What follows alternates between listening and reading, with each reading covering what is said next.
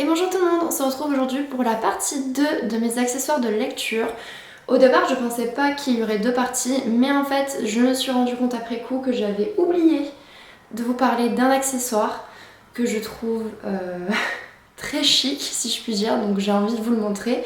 Et surtout entre temps, entre la première partie et celle-ci, j'ai eu deux nouveaux accessoires de lecture, donc je vais vous les montrer. Et je me suis dit aussi également que j'allais en profiter pour vous faire un retour sur la lampe de lecture Lysia, puisque quand j'avais tourné la première partie, je venais juste de la voir, donc j'avais pas trop eu l'occasion de la tester encore.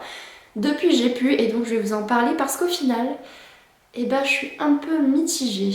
On commence d'abord par l'accessoire que j'avais oublié de vous mentionner la dernière fois. Si je vous montre ça, peut-être que vous allez avoir une idée de ce que ça va être. Un tampon. Et en fait, je le trouve super beau et je suis trop contente. C'est un cadeau que Mallory, une copine de Bookstas, m'avait offert pour mon anniversaire.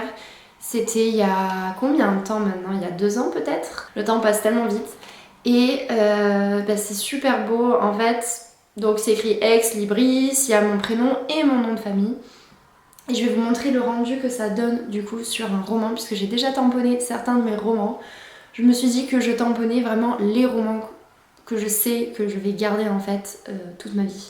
Ou en tout cas encore des années parce qu'ils m'ont marqué, que je les ai beaucoup aimés. Et donc j'aime beaucoup le concept de les tamponner. Donc je vais vous montrer le résultat. Donc voilà, ça donne ça et je trouve que c'est trop beau. Ensuite, c'est un nouvel accessoire qui n'était pas initialement prévu, mais comme en fait je me suis dit que j'allais vraiment gâter les personnes qui gagnaient mon concours que j'ai organisé en fin d'année, eh bien j'ai acheté sur le site d'idées créatives, donc je vous mettrai le lien en bio. J'ai donc acheté sur ce site des pochettes pour mes abonnés et j'ai profité, j'en ai pris une aussi pour moi parce que j'ai eu un coup de cœur si je puis dire pour l'une des pochettes. Mais donc juste pour faire la petite promo, la petite pub pour la créatrice, même s'il n'y a aucune collaboration, c'est une dame qui fait toutes ses pochettes, qui fait aussi des coussins, des étuis à lunettes, bref plein d'accessoires et plein de, si je puis dire, d'objets de protection, que ce soit de romans ou autres, à la main avec une machine à coudre et je trouve que franchement les prix sont excessivement abordables et en plus de ça les frais de port sont offerts, donc vraiment si vous voulez acheter des pochettes de livres, je vous encourage vivement à plutôt vous diriger vers ce genre de site et donc d'artisans qui sont français, font tout en France, il n'y a pas de produits qui viennent d'ailleurs ou quoi que ce soit, vraiment c'est fait à la main ou avec la machine à coudre. Et en plus de ça, je trouve ça vraiment pas cher. Au final, je trouve que la différence de prix avec des choses que vous pouvez acheter sur d'autres sites qui viennent de je ne sais quel pays, bon la différence n'est pas énorme, voire il n'y a pas de différence, donc franchement profitez-en et achetez français. Et donc je me suis pris cette grosse pochette toute douce, vraiment toute douce, que je trouve magnifique, qui est super grande et en fait elle est idéale pour mes gros bouquins, notamment là en ce moment, alors je l'ai pas là parce qu'il est dans la chambre, mais je suis en train de lire un roman des éditions Hurlevent et il est 2 fois plus large que ça, et donc il est assez gros et au final il rentre super bien là-dedans. Donc c'est super pratique, surtout que il y a le petit fermoir, donc ça protège vraiment le bouquin sort pas, enfin bref. C'est super beau, super doux et c'est pas cher. Parce que je crois que je l'ai eu pour 13 ou 14 euros, quelque chose comme ça, enfin c'est vraiment pas cher. Donc bref, vous avez le lien en bio si vous voulez aller jeter un petit coup d'œil. J'ai finalement craqué, j'ai cédé et j'ai acheté un coussin de lecture. J'en avais acheté un en fait il y a quelques temps pour ma tati. Et en fait quand j'ai vu la qualité et puis le confort, tout ça, je me suis dit vas-y je vais tenter aussi, je vais essayer pour moi, je vais voir.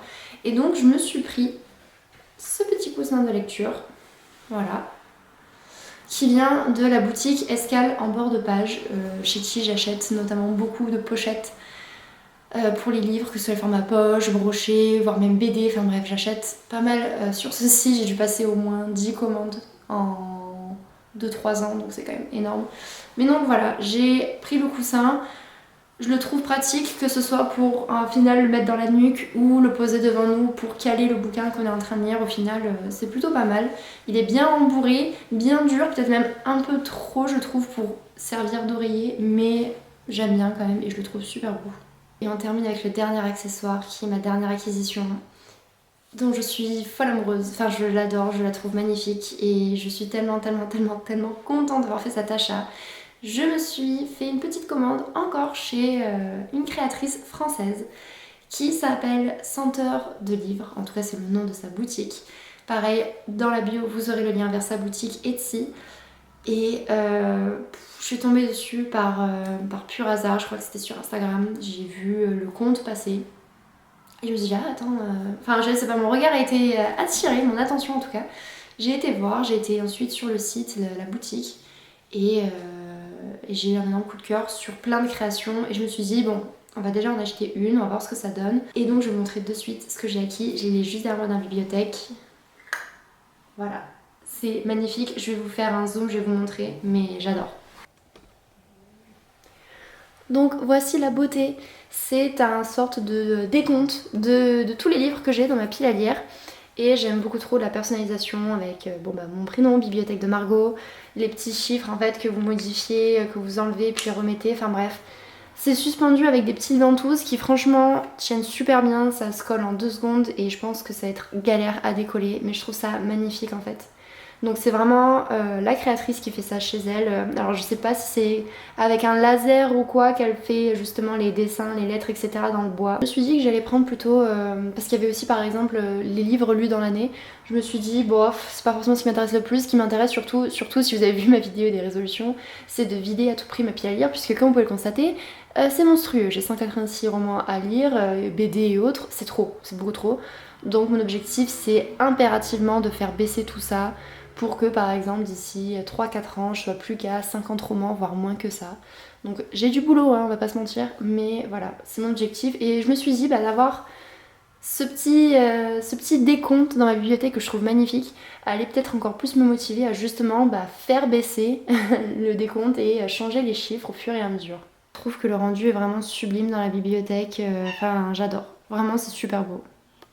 En ce qui concerne le prix, si je me rappelle bien, de tête, j'en ai eu pour à peu près 30 € en prenant en compte les frais de port, puisqu'il me semble qu'ils coûtent dans les 26 €, ce que je trouve pas excessif du tout. C'est tout pour mes nouveaux accessoires de lecture ou ceux dont je n'avais pas parlé.